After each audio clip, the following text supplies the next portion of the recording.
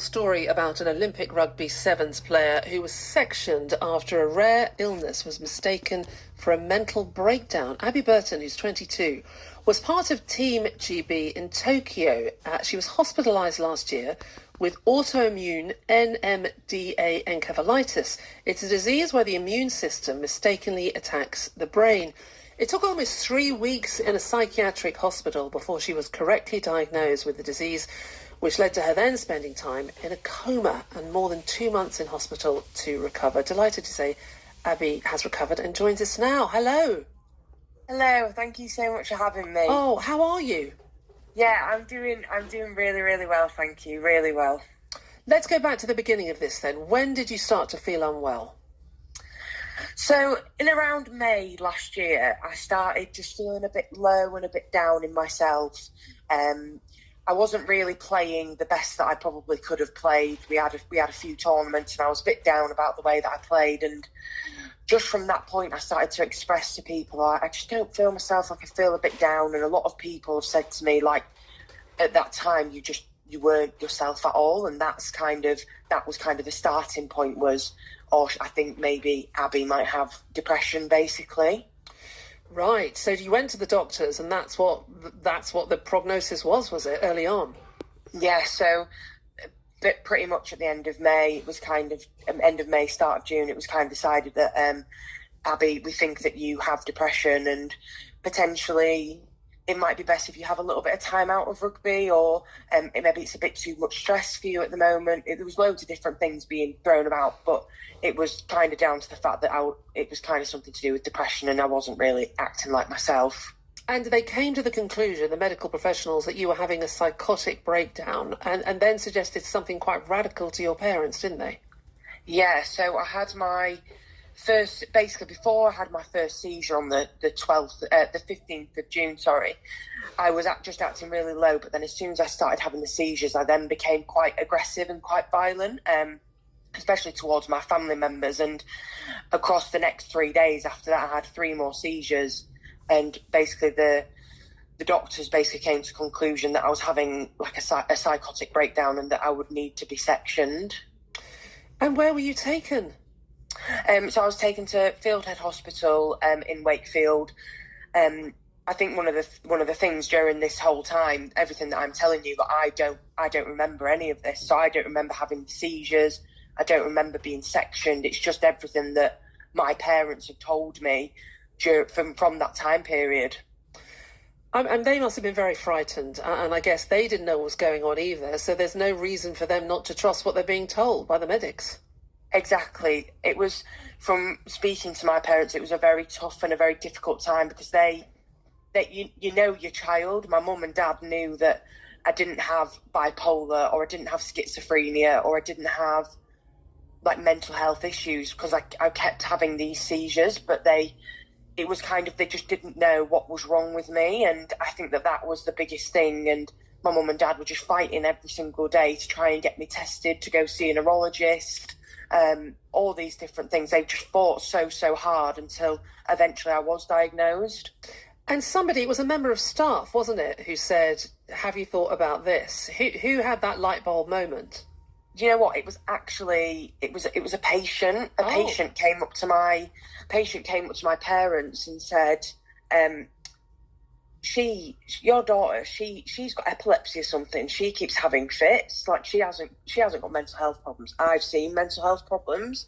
So a patient actually said that to my parents, but it wasn't actually until maybe a week or so after that, I think, that a researcher within the NHS basically saw my symptoms, came into the hospital, asked my dad, can I take your daughter's blood? I think I know what's wrong with her. And then my blood got sent to Oxford Experimental Lab to be tested. And then it came back positive for autoimmune NMDA receptor encephalitis. Goodness me. So if this patient hadn't come forward, it would have been a very different outcome by the sounds of things. Well, it's bizarre because obviously we're in a mental health institution. So potentially some of the things that we might have said might not have been believed, but the fact that I think it was a young lady had recognised that this isn't quite right, but it still took a lot of push from my parents for them to be able to actually understand that this isn't what's wrong with Abi. There's something else. Thank goodness they were listened to. So you got your diagnosis, you were moved to a different hospital, and then your Yes. parents had the very difficult decision, didn't they, to agree to place you in a coma so you could have the medical treatment that you needed. That must have been almost impossible for them to make.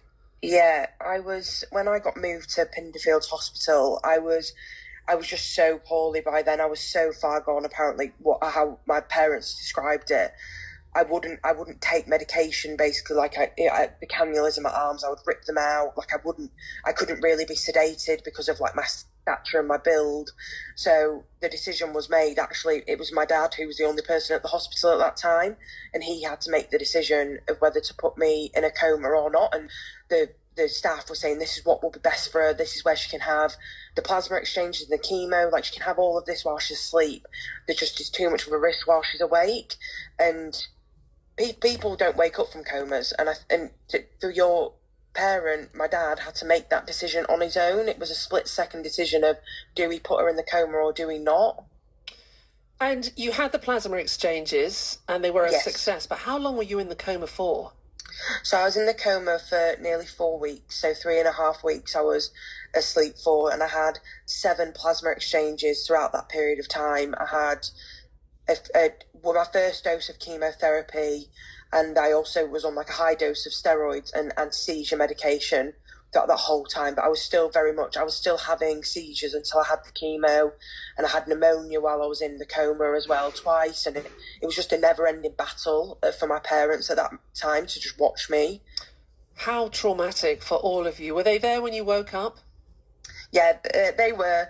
It was super, super emotional. It's one of my main memories that I have from when I woke up from the coma, is they both walked in, and all the three of us, we just held each other's hands, and we all just started crying. But I didn't understand why I was crying, but I knew that I hadn't seen them in such a long time, and we all just cried. And I never seen my dad cry ever, really. And he's a typical northern bloke who doesn't really show his emotions, and he was crying his eyes out, and we were all just crying. And that's the main memory that I have from when I woke up. Gosh, that's enough to break anybody, isn't it? It's just what you've all been through is quite something. But now you are on the road to recovery. You missed the Commonwealth Games, the Sevens World Cup, but you want to return to rugby. You've got your eyes set on the Paris Olympics 2024. How realistic is that, Abi? Oh, it's super, super realistic. Super realistic. I hope, hopefully, to try and play international rugby this season. There is 3 more tournaments left on our Sevens World Series, on the World Series, and I hope to be involved in at least one of those. And that is my main goal, is to prove that I can get back from this and I can do it. And I think it's just given me kind of a new lease of life. Don't get me wrong, I still have a lot of difficulties, like from post-brain illness and stuff like that, but actually it's given me a new lease of life, that I've just got to appreciate everything I have, which I might have not have done pre-illness. Oh, I mean, it's hard to sort of get your head around what you've been through, but you are such an inspiration. And Abi, I tell you what, all the best for getting back to full health and getting included in that squad. It's quite a story. And somebody's texted in to say, Clive James went through this and wrote a great poem after the event. That's from Howl in Cardiff, so you might want to look that up. Great to talk to you, Abi. You take care.